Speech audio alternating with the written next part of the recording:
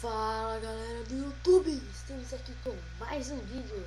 E aqui eu vou estar fazendo um vídeo hoje como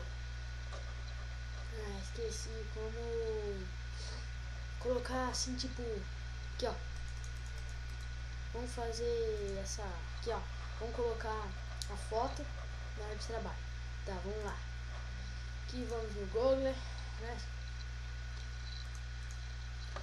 Tá, coloca foto de Minecraft. Assim, se você quiser foto de GTA V, você coloca foto de GTA V. Se você quiser de Minecraft, coloca Minecraft. Foto de Minecraft, imagens. É aqui. Primeiro, né? Sei lá o que.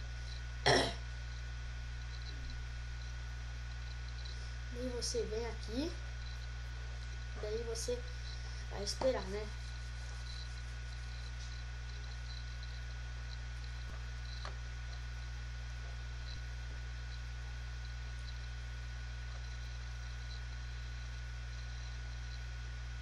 Aí você vai vir aqui, ó.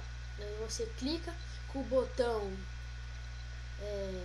esquerdo ou direito, né? O botão de esquerda aqui. Você clica. Daí vai abrir link, nova janela, salvar link como, copiar. Daí você vai aqui, ó. Copiar, salvar imagem como. Vai aqui, ó. Salvar imagem como. Daí você clica. Daí vai aparecer lá. Capa, Minecraft. Daí vai aqui esse aqui que eu já baixei, né? Daí você vem aqui no botão salvar.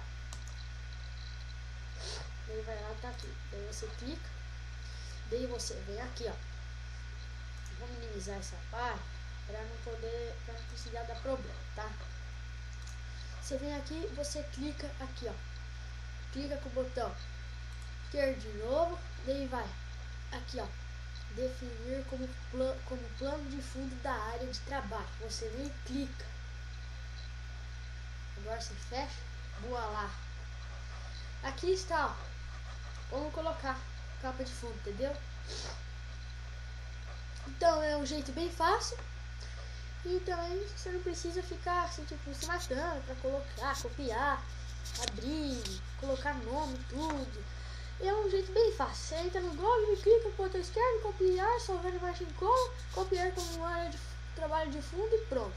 Boa lá, tá aqui. Então, espero que tenha ajudado nesse vídeo. Por favor, se inscreve aí no canal, beleza? Falou!